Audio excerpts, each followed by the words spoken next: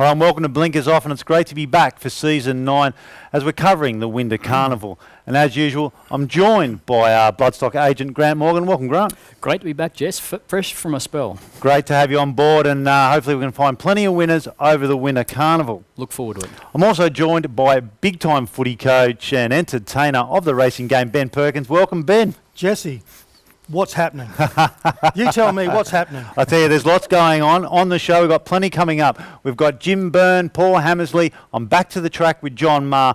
I also have Michael Carl in the studio talking about a number of his runners. It's good, it's exciting. We're going to find you plenty of winners, and we've got plenty of entertainment coming up. But firstly, we're going to look at the first leg of the quaddie, and Grant, race 5, first leg of the quaddie, a tricky race. Yeah, let's get into it, Jess. 4 or 5 chances in this race, but I thought Reckless Abandon was the one to beat. He's won his last 3 starts. He's drawn very well. I can't stand horses that have drawn badly at Doomben. I just have a phobia against horses that have drawn badly or get back. The A. Thomas syndrome, we could call it. What does Alice say? I've got a niggle. I've got a niggle about horses drawn wide. This horse is racing in top form. Liam Birchley, gun trainer. Jim Byrne riding at the peak of his form.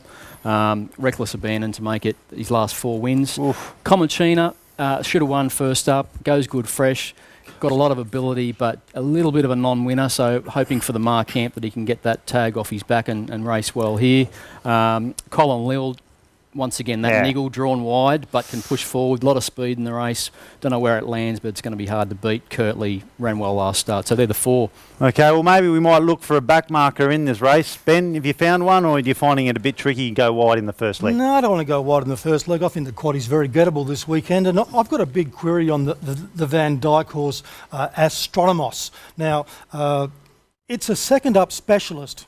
Yep. Like it wins second up. It's first up this week, but the trainer has given it 3 trials. So I'm looking on the Chris Lee's, Santa Lucia, what he did with that horse, and confounded all the form students when it won first up, when it doesn't normally. Where's it drawn? Do you know? Is it drawn wide? It doesn't matter where it's drawn. It doesn't matter. It's going to get back near the ambulance, Jess. Oh, yeah, it's going to find it difficult. I mean, you can't win when you're too far back at Doomben.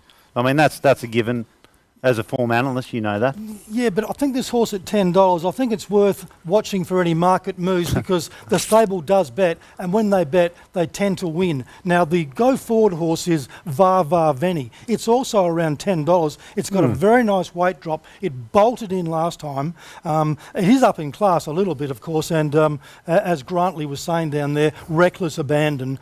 It just drops straight into the gun seat, but it's $2.60, and $2.60 chances. I don't want to sort of start jumping for joy about them. Well, there you go. There's plenty of value there. $10. Cole Lill for me maybe gets a good run, but I'll be staying out of the race. Now, I was back to the track where I caught up with John Maher, who's got a runner in that race we just spoke about in Comanchina. He talks about Comanchina and one in the last, Harada Bay.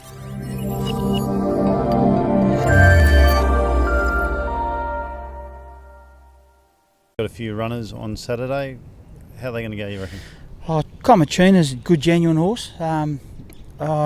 He should have won last start. Doomben, he got a bit of a check and whatever. Robbie Frad rode him, but he rode him well.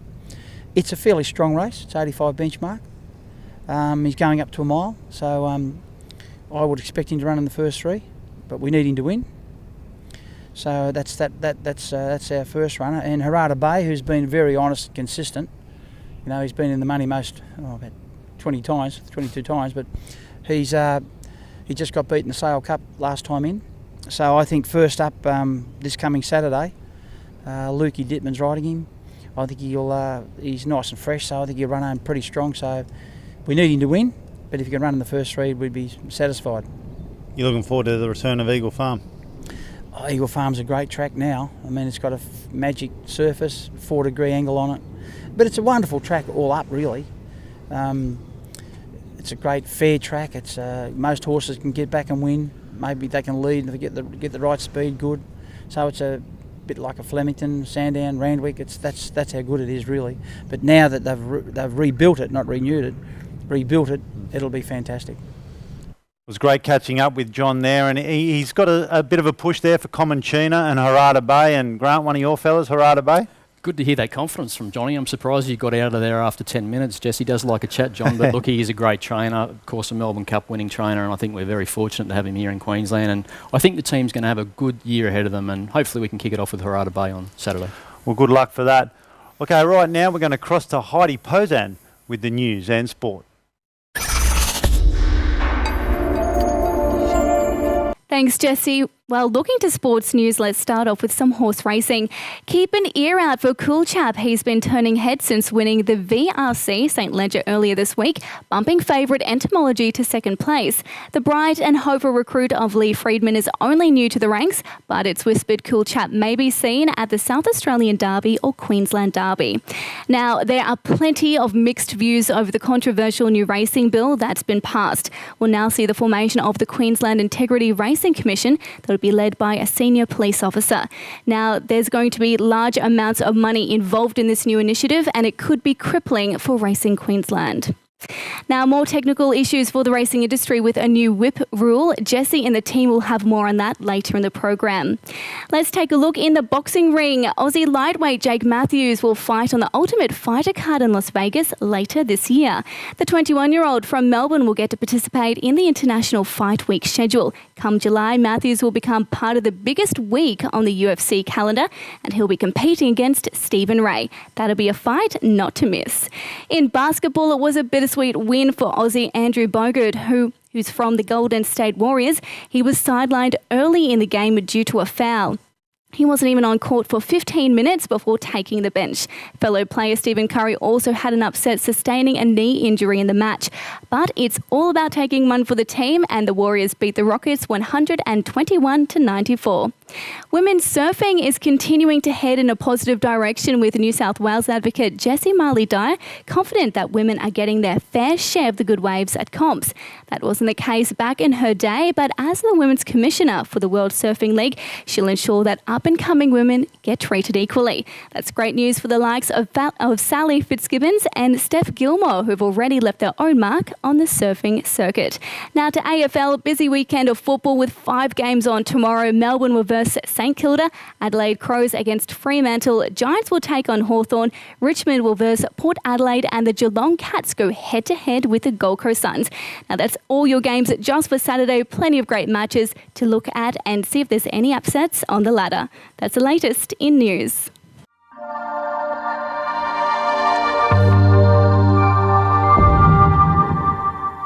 All right, it's race 6, second leg of the quaddie. Ben, it looks a pretty straightforward race. Yeah, sadly, I'm sort of tattooed to the favourite here, Fell Swoop. Gets the run of the race from gate 2. It's got the Chautauqua form, had a freshen. It's really hard to see it getting beaten. And here's a fascinating question about people who argue, do you watch videos to do the form, or just do you study the form out of the papers, so to speak, or off the internet? And anyone who has watched videos, Neudart owes us all money. What price do you rate Fell Swoop? My computer came up at $1.60. Well, there you go, $1.60. $1.52 me, so yeah, I think you're about right. Yeah, it's sad, but it's just so hard to see it getting beaten. Yeah, from gate 2. Neudart $2.66. I've got second. Fondalina runs third, and then it's Daylight the rest, as far as I'm concerned. But Fell Swoop he's a very good horse. I think he's on target for a Group 1 winner in the Doomben 10,000. Matthew Daly's trainer is a really good young trainer from Canberra, and I think this is the start of a really good winter carnival for Matthew and the team. I am interested to see how Didn't Cost a Lot goes, because Tony Gollan had that horse just jumping out of its skin, jumping and running and just kept going. He really improved that horse so much. He improved that horse 6 and 7 lengths, I thought. Yep. And it's first up after 112 days. So I am interested to see how it runs. It's going to be the speed in the race, and probably he's going to be the bunny for Full Sweep. And well, I think Fondalina's going to get a nice hit too, and could be running home, could be the blowout horse. Yep. All right, I was down the track, and we've got a fun segment 2020, and here I am with Paul Hammersley.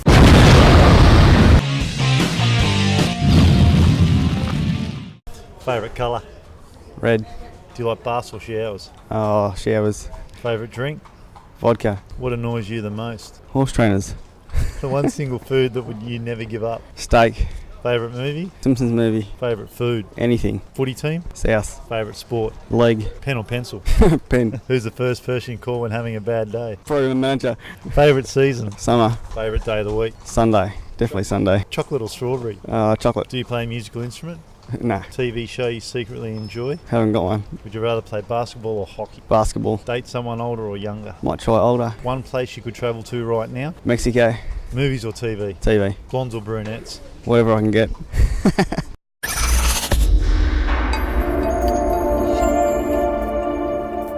I'm joined by Michael Carl, and thanks for coming in, Michael. Thanks, Jesse. Now, you got some nice rides over the on the Saturday. Art Lee, in particular, in the Victory Stakes, looks to be a rough chance. Yeah, he does, Jesse. He raced very well this time last year. I'm told his first up run this time, and he didn't have the clearest path, but he's a very big horse. He's drawn the outside here, which might be a good thing, might give him a bit of room, and he, if he can run up to the ability he showed this time last year, you'd like to think that he could run well. Now, another one that's on the rise is from the Desley Foster stable. Cylinder Beach looks to be a nice type. Yeah, this horse showed very good ability here last winter. He was placed in the size produce and then was a close-up fourth behind Press Statement in the Group 1 JJ Atkins. He's had some time off, lightly raced horse. They could be a bit sharp for him first up here over a mile around Doomben, but his long-term aim is the rough habit and then the Derby, and I'd like to think that he can run well enough on Saturday to give an indication that it'll be a chance. He's a good horse. He's won 5 on end now, going for 6 in succession. Hasn't drawn the best. He rises sharply in weight here, but there's no doubting his promise, and if he is going to measure up to the better races, I think he should still give a good account of himself here on Saturday. All right, well, there you have it for the punters there. Probably the pick of your 3 rides. Obviously, you got a nice book on the program. One contentious rule that a few people have been around Australia talking about is the whip rule. What are your feelings on that? I don't agree with it, Jesse, personally. I think some horses, particularly the older ones, need a bit of encouragement, and jockeys in Australia now, as you know, are restricted to 5 hits before the 100 metres, and I think that's that places us as a disadvantage to get the best out of a number of horses that need a bit of encouragement. They might need 7 or 8 hits before the 100, then they don't need much after that, and I'm finding that it's definitely costing horses better positions in racing, and I think Zach Purton was outspoken about it in the last week or so. At Chartin, he rated double. He said neither of those horses would win under the Australian whip rules. But yeah, I don't agree with them personally. I think they're. I think a lot of people are on that same boat. They think it's a bit rough, and it doesn't give every horse every opportunity. And I'm sure the owners wouldn't be. If you're an owner of one and get beat when it probably should have won, you're not going to be too happy, are you? Well, we're not looking to hit horses unnecessarily, and myself, I've never been known as a heavy whip user, but horses do take certainly more than 5 hits before the 100 anyway. After that, I don't think it matters too much. I think England and Europe have got it right. They've got a restriction on how many times a horse can be hit, but I think they have it better than we do at the current time. All right, well, Michael, thanks for coming in. Pleasure, Jesse. And good luck for Saturday. Thanks very much. Cheers.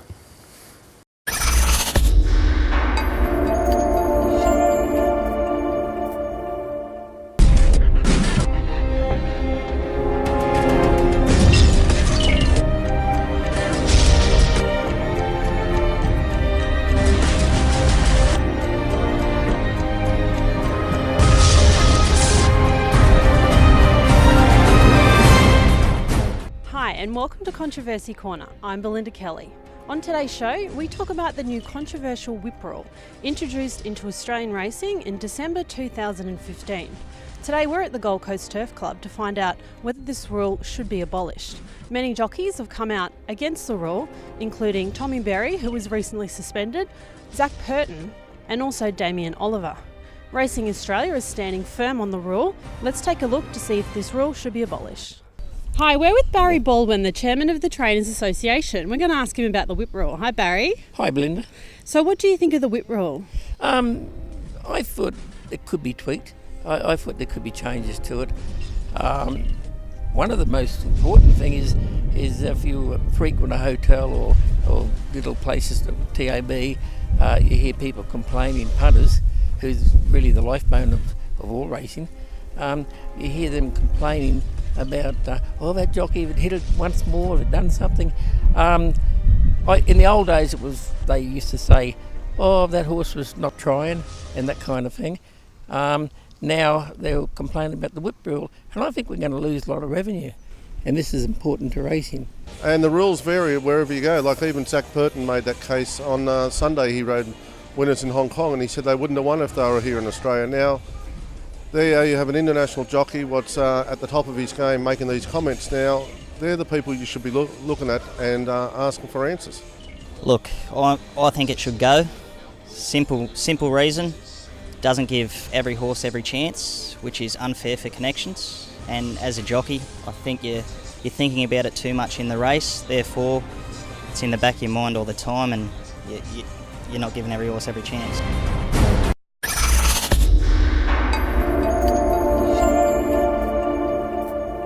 Have we got anything in race 7 to lean on?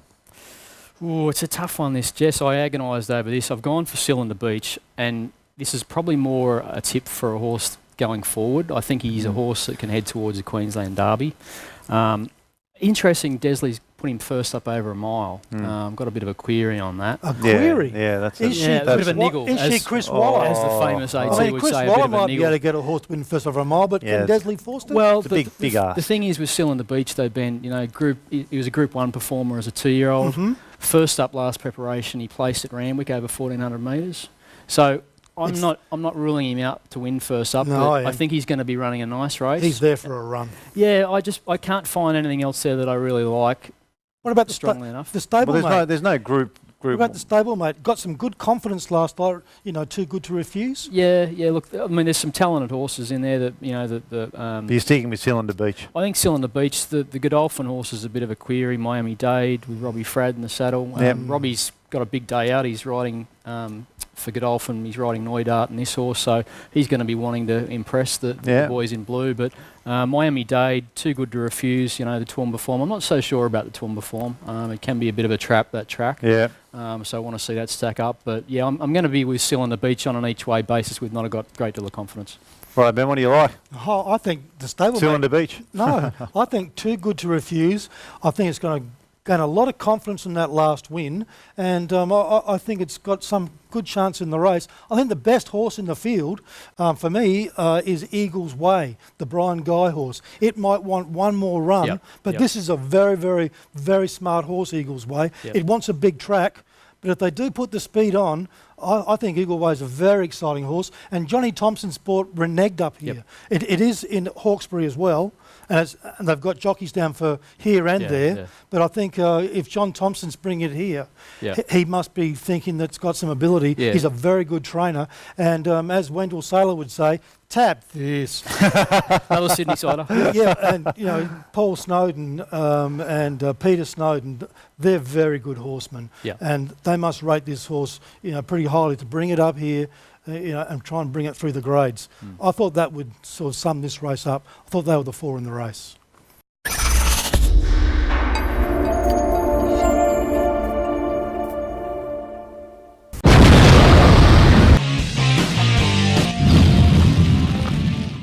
Favourite colour? Probably black. Bath or showers? Favourite drink? Coke. Favourite book? Best bets, I'd say. The one single food that you'll never give up? Steak. Favourite movie? Shawshank Redemption. Favourite food? Steak. Footy team? Brisbane Lions. Favourite sport? AFL. Pen or pencil? Pen. Never make a mistake. Who's the first person you call when having a bad day? My manager and abuse him. Chocolate or strawberry? Probably chocolate. Favourite day of the week? Oh, it's always Monday. Do you play a musical instrument? King Spooner, I reckon. Favourite song? Don't know one. TV show you secretly enjoy? Oh, Game of Thrones. Date someone older or younger? My wife, so yeah, older. One place you could travel right now? Thailand. Movies or TV? Movies. Blondes or brunettes? Blondes.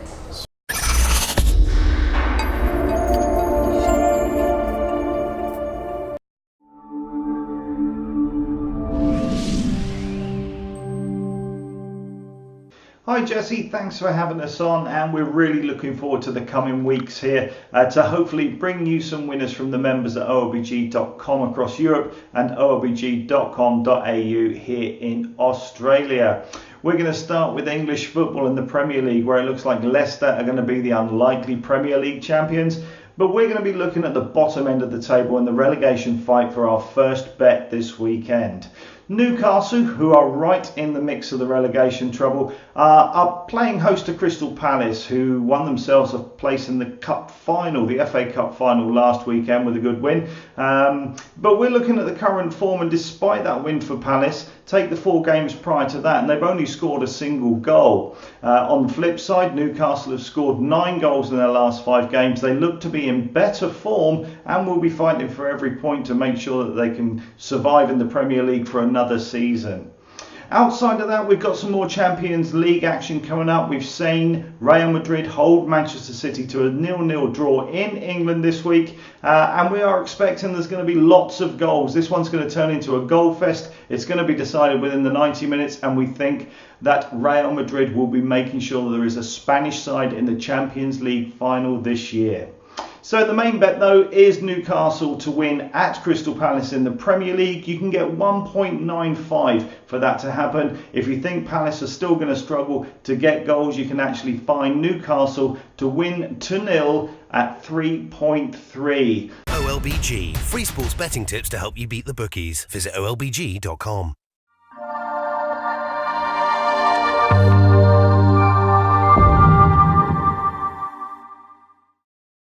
We're going to look at race 8 now, and Grant, Harada Bay, maybe a chance? Yeah, look, Johnny's very confident. I'm not as confident. He's an older horse now, so I'm a bit concerned that he's looking for a mile. But look, he can run into the first 4. He doesn't know how to run a bad race. Horse I like the most, though, is Can't Buy Better from the Ben Curry stable. Yeah. Second up from a spell, ran really well behind Trubier at Toowoomba. Will appreciate the step up in distance, drawn well, and I expect him to run really well. Can't Buy Me Butter does look a good bet, Ben.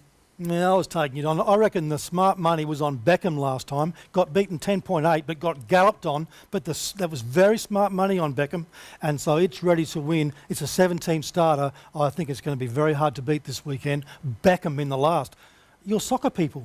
They are. Well, he's tipped Newcastle the best bet on the No, pro. Yeah, they're the best bet of the weekend over in the UK. I like Chelsea. Yeah, no, Newcastle against Crystal Palace look a great bet.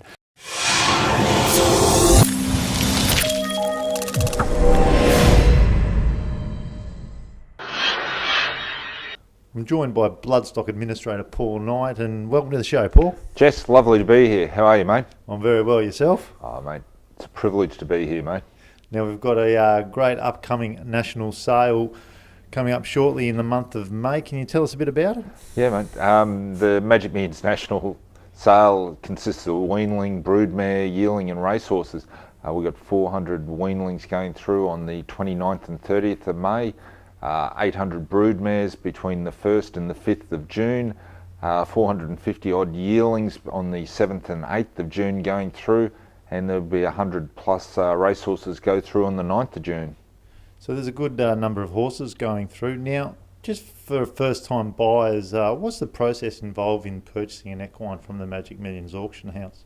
Yeah, Jess, first time buyers need to register with us to get organised to be able to purchase from us. So in the catalogues and online there's a buyer's registration form, so if they get a hold of that, or they can ring us here at the office on 0755 041 200, and we can either email them or fax them a buyer registration form if they fill it in and get it back to us, and then one of our accounts department will get onto them and get them all registered and signed up so that they can purchase. If some people want advice in purchasing a weanling or a thoroughbred or a mare, who's sort of the best people to talk to? Oh, they can get in contact with our bloodstock department here, Jess, and the boys in the bloodstock team and the girls would be able to most definitely help them, mate. And yourself? Oh, mate, I'm always here to help in that. Yep, if they want to call us here again on 0755 041 200 for the office number, or if they email bloodstock@magicmillions.com.au, and we'll be able to help them with any advice or assistance that they need. Thank you for joining us, and look forward to seeing you over the national sale and having you back on the show again. Not a worry. Thank you, Jess.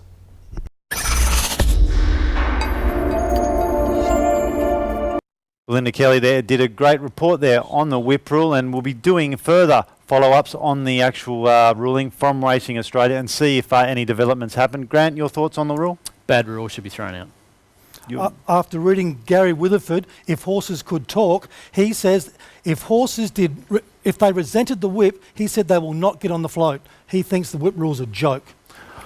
Well, there you have it. I think it's an absolute joke. Should be abolished. And remember, visit blinkersoff.com.au. Join our Blinkers Off Wine Club, where the only thing you'll regret is you didn't buy more. I'm Jesse McDonald. Thanks for joining us. Bye for now.